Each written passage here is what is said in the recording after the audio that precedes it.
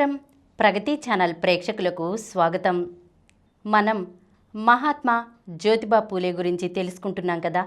ఈరోజు ఎపిసోడ్లో మరికొన్ని విషయాలను తెలుసుకుందాం. తాలిగాం ఉద్యమం. మహారాష్ట్రలోని వివిధ గ్రామాలలో సత్యశోధక్ సమాజ్ ఆధ్వర్యంలో చాలా వివాహాలు జరిగాయి. సత్యశోధక్ సమాజ్ అనుయాయుల సంఖ్య పెరుగుతున్న కొద్దీ బ్రాహ్మణులలో ఉద్వేగం ఎక్కువవుతూ వచ్చింది. వారు ఈ ఉద్యమాన్ని ఆపటానికి విఫల ప్రయత్నాలు చేయసాగారు.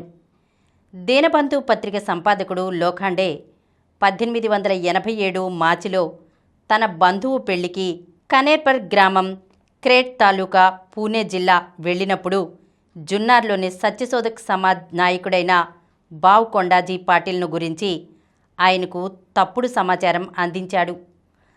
పాటిల్ నూతన బ్రాహ్మణులకు లొంగిపోయాడని చెప్పారు. లోఖండే వారి మాటలు కొట్టిపారేశాడు. జున్నార్ తాలూకాలోని తలవనే గ్రామంలో సనాజీ బాపూజీ పాటిల్ ఖిండే అనే సత్యశోధక్ సమాజ్ సభ్యుడు తన వివాహం సమాజ పద్ధతిలోనే చేసుకున్నాడు.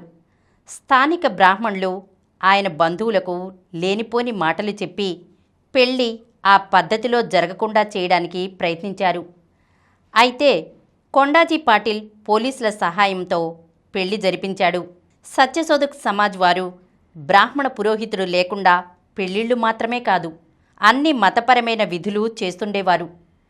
పురోహితునికి ఇచ్చే దక్షిణ తాంబూలం, ఇతర ఖర్చులు, బహుమతులు మిగిలించి ఆ డబ్బుతో పేద విద్యార్థుల చదువుకు సహాయం చేసేవారు. జూన్ 1887లో ఈ ఉద్యమం మరింత తీవ్రస్థాయినందుకున్నది. ఒకసారి అనుచరుల కోరికపై జ్యోతిరావు పూణే జిల్లాలో ఉన్న దమ్ధేర్ తాలిగాం గ్రామానికి వెళ్ళాడు. అక్కడ బ్రాహ్మణుల అభ్యంతరాల మధ్య ఒక మంగలి ఇంట్లో పెళ్లి చేశాడు. బ్రాహ్మణులు ఆ మంగలి కుటుంబాన్ని వెలివేశారు. అయితే వారిని వెలివేయడం వల్ల ఆ ఊళ్ళో బ్రాహ్మణుల గడ్డాలు పెరిగిపోయాయే తప్ప మంగళ్ళు మాత్రం లొంగలేదు. చేసేది లేక బ్రాహ్మణ పురోహితులు, వారి మద్దతుదారులు కలిసి కొందరు కుంచీలను జ్యోతిరావు మీదకు ఉసిగొల్పారు. సత్యశోధక్ సమాజం వారి వెనుక ఉన్న బ్రాహ్మణేతరులు వారి ప్రయత్నాలు సాగనివ్వలేదు. ఫలితంగా తాలిగాంలోని మంగళ్ళు బ్రాహ్మణుల గడ్డాలు గీయడానికి నిరాకరించారు. తామే మంగళ్లను వెలివేశామని బ్రాహ్మణులు చెప్పుకోవటం వేరే సంగతి. బ్రాహ్మణులు ఒకరికొకరు గడ్డాలు గీసుకుంటూ ఆ సంచులు భుజాన వేసుకుని తిరగటం ఊరంతా చూశారు. కింద పడి కూడా పైనే ఉన్నామనుకునే తత్వం వారిది. ఇతర గ్రామాలలోని బ్రాహ్మణేతరులు ఆ ఊరి మంగళ్లకే వత్తాసు పలకటం గమనించదగ్గ విషయం. మొత్తానికి ఈ గొడవ ప్రక్క గ్రామాలకు విస్తరించింది. చివరికి బ్రాహ్మణులు లొంగివచ్చారు. గ్రామకరణం తాను బ్రాహ్మణ పుత్రుడునని, ఈ అవమానానికి ఎప్పుడో ఒకప్పుడు ప్రతీకారం చేసి తీరుతానని ప్రతిజ్ఞ చేశాడు. ఈ రెండు వర్గాల మధ్య రాజీ ఎన్నాళ్ళో నిలవలేదు. సత్యశోధక్ సమాజం తరపున పెళ్లిళ్ళు పూర్వంలాగానే జరుగుతూ వచ్చాయి. మొత్తానికి బ్రాహ్మణులను మంగలి కత్తిపట్టించిన సంఘటన ఇది. 1860లో పూణేలో ఒక మంగలి కొత్త ఇల్లు కట్టుకుని గృహప్రవేశం చేసినప్పుడు కొందరు బ్రాహ్మణ పురోహితులు ఆ పూజ నిర్వహించారు. పూజ చేసిన పురోహితులను మిగతా బ్రాహ్మణులు వెలివేశారు. దాంతో కోపం వచ్చి మంగలి వాళ్లంతా కలిసి ఆ మిగతా బ్రాహ్మణులను వెలివేశారు.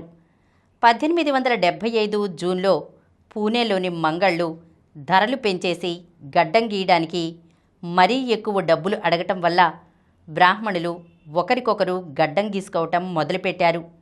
ఇది నిశ్చయంగా కింది కులాల జాగృతికి సూచనే. ఈ సంఘటనను గురించి నేటివ్ ఒపీనియన్ పత్రిక ఇలా వ్యంగ్య విమర్శ చేసింది.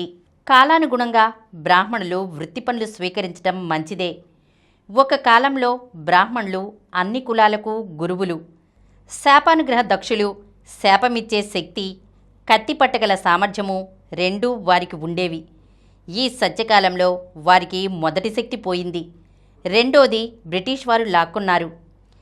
ఏ పని లేని వారికి మంగలి పని అన్న సామెతను ఇప్పుడు వీరు నిజం చేశారు. పౌరోహిత్యము, మంగలి పని కలవటం వల్ల వారి ఆదాయం రెండింతలవుతుంది. వారు తమ నూతన వ్యాపారాన్ని భారతదేశంలోని యాత్రా స్థలాలన్నిటా విస్తరించటం మంచిది. పాపం బ్రాహ్మణులు ఎంత దయనీయ స్థితికి దిగజారారు. ఈరోజు మనం తాలిగాం ఉద్యమం గురించి తెలుసుకున్నాం కదా. మరొక అంశంతో మళ్ళీ కలుద్దాం. ఈ కార్యక్రమం మీకు ఎంతో నచ్చింది కదా. ఇటువంటి మరిన్ని వీడియోల కోసం అనతి కాలంలోనే 20 కోట్లకు పైగా వ్యూస్ సాధించిన సమరం ఛానల్ సమర్పించు సమరం ప్రగతి ఛానల్కు సబ్స్క్రైబ్ చేయండి, లైక్ చేయండి, మీ ఫ్రెండ్స్కి షేర్ చేయండి. అలాగే ప్రక్కనున్న గంట సింబల్ని ప్రెస్ చేయడం మర్చిపోకండి.